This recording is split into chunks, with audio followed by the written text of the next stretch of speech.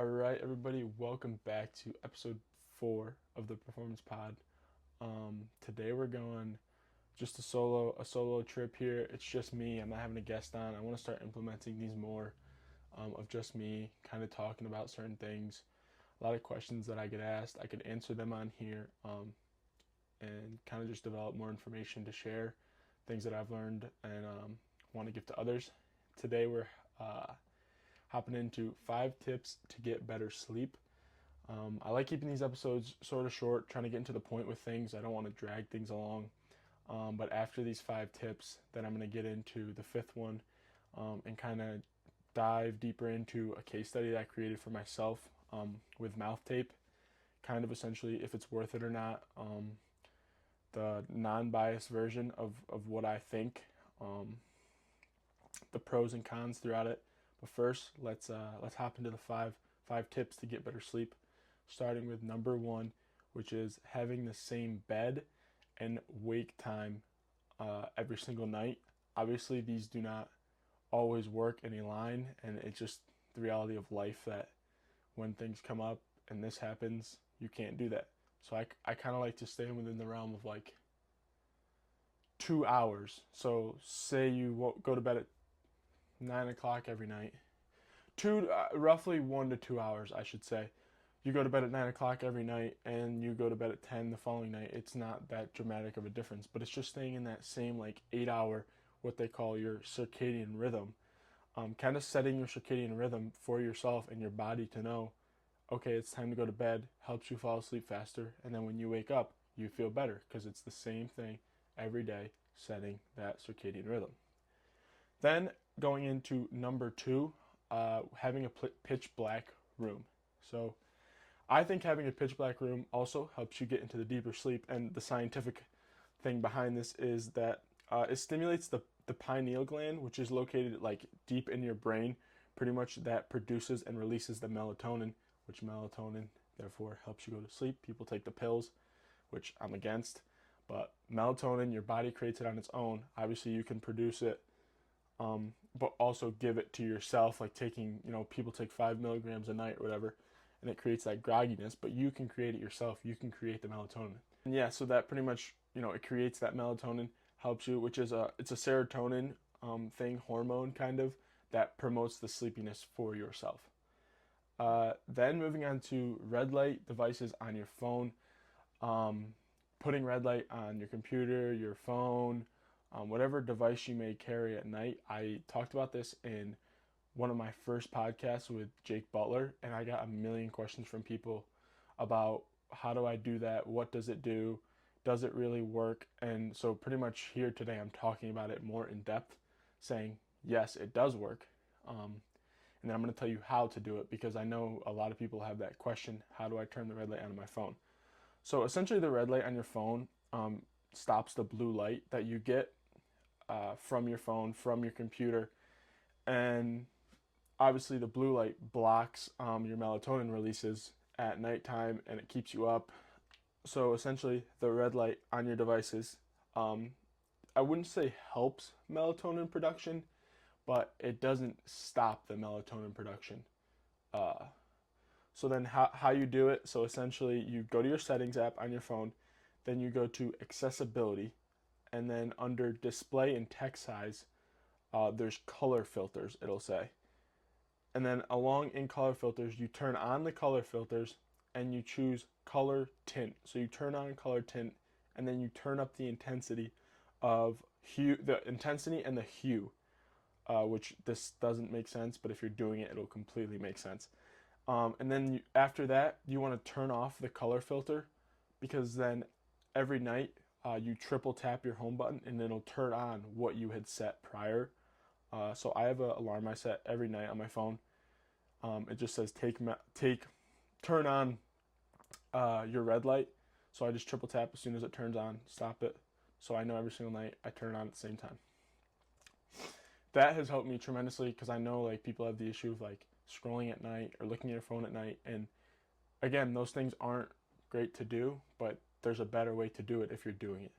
And to be more conscious of your sleep and to be more conscious of your health, turning that red light on can help you for the next following day. And then along with that, having a cold room. A cold room is a major factor, which is this is a hard one to have because I know everybody's situation is different, and you can't set your room to that. I mean, I have a fan blaring at all times in my room just to keep it as cool as possible. But getting a cold room, and they say prescribing from 60 to 69 degrees is like the most optimal temperature to use. And that's because it lowers your body temperature and it gets you into a deeper sleep or REM sleep, whatever you want to call it. Getting into our fifth tip is mouth tape. So mouth tape was my fifth tip on here, and we're gonna get into a little bit more about this. So first, we're gonna go into the pros of kind of what mouth tape does. It helps with bad breath in the morning. Uh, it eliminates dry mouth. It helps you have a lesser chance of having cavities. It reduces your snoring. It doesn't make you thirsty in the middle of the night. If you're a person that wakes up in the middle of the night and wants to grab a bottle of water in your bedside, it doesn't give that to you because your mouth is closed. Along with that, more air to your lungs because you're breathing through your nose, which you should be doing. And people say the jawline, the facial features. I don't know if that's true or not. I've seen people talk about it.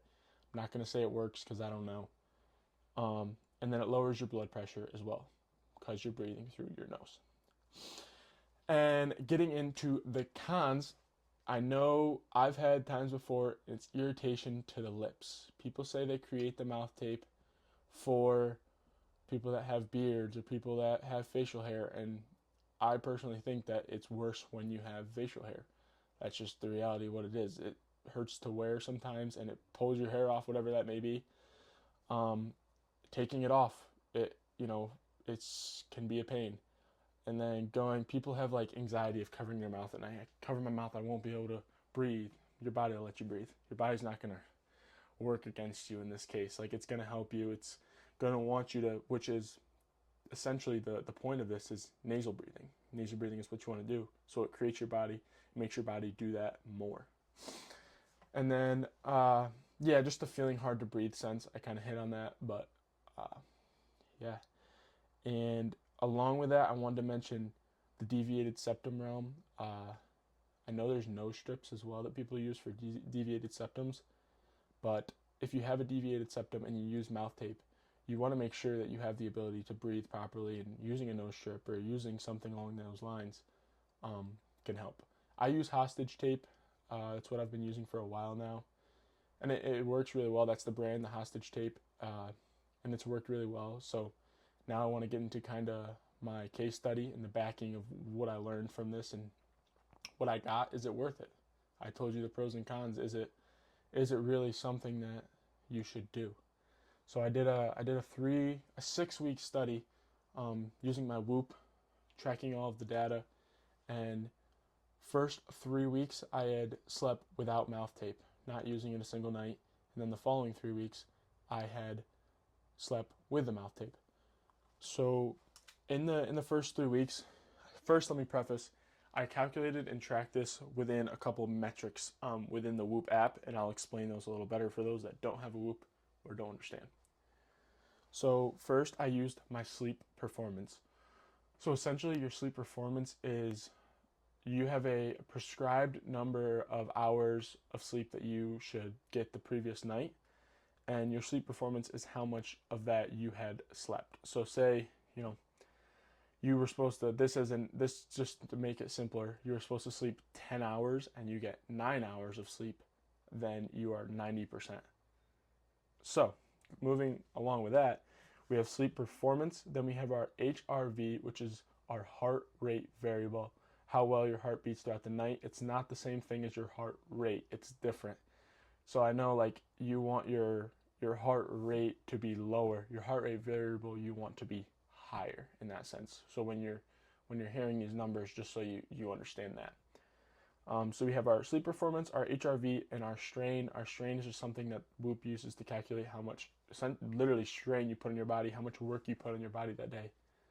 I wanted to put this in there because I didn't want one to be skewed more than the other, saying, you worked harder that first 3 weeks, that's why your sleep wasn't as good, or a million questions and things that can be said against whatever side you may feel. And then along with that, I put in my step counter. I didn't know if that would affect it because I think stepping is a huge thing. It makes you feel better, and I'm not saying it helps you sleep better. Just wanted to see if those were, similar. And the last thing I used was the overall, one of the main factors, one of the main numbers you use on Whoop is recovery, your recovery percentage, how well your body recovered. And recovery is used through a vast majority of different things to calculate, if you drank alcohol the previous night, how many hours you slept, how many hours of REM sleep did you have, how many times did you wake up throughout the middle of the night, the temperature of your room going back, did you look at a phone before bed? There's a million things, and Whoop calculates and finds that number for you every morning, and it's usually right. Like when I'm sitting on my phone at night or whatever the night before and I stay up too late, it's bad. No matter if I slept 9 hours sometimes. It's just the discipline of doing the things that you have to do is what helps you create a better recovery score, and I've kind of learned that, and it's helped me create more discipline within my sleep and the things I do, because I know what it does to my body and how it affects my body. So first, now what everyone wants to hear pretty much is, what are the numbers? Is mouth tape a real thing? Does it work? So the first 3 weeks without the tape, I had a 78 sleep performance. Not bad, not good. I had a 56 HRV. Again, not bad, not good. In those 3 weeks accumulated, I had a strain of 10.2, which those that don't know Whoop may not understand this as well, but those that do have a Whoop will. And my steps were 15,440. Again, that metric doesn't really matter in this case. I'm just throwing it in there. And then my recovery in those 3 weeks was 61%, which is essentially a yellow recovery. So that first 3 weeks, those are the averages between those 3 weeks. Some highs, some lows within those weeks. Everything averages itself out. And then from weeks 4 to 6, I wore the mouth tape. Sleep performance, 87% compared to my 78%. My heart rate variable, 77 compared to my 56. My strain, 10.9 compared to the previous 10.2. So I pushed my body even more. Steps, ticked it down. Went 14,414 compared to my 15,440.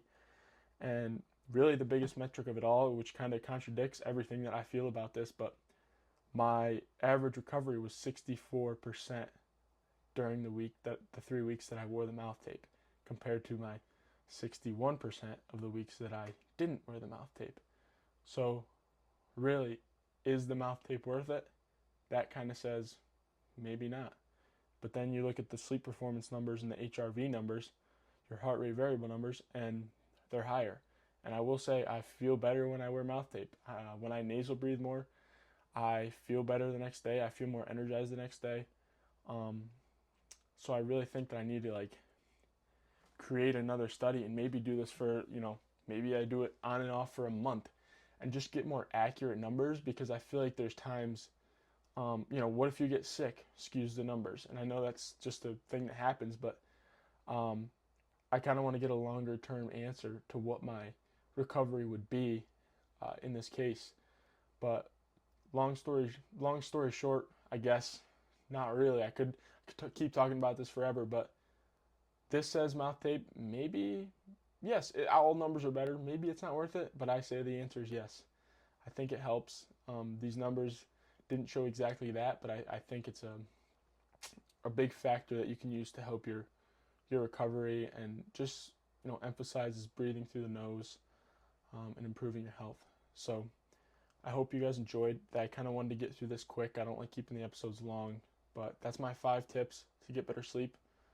Same bed, wake time, set the circadian rhythm, pitch black room, helps the melatonin, red light on your phone, cold room, 60 to 69 degrees, and mouth tape every single night.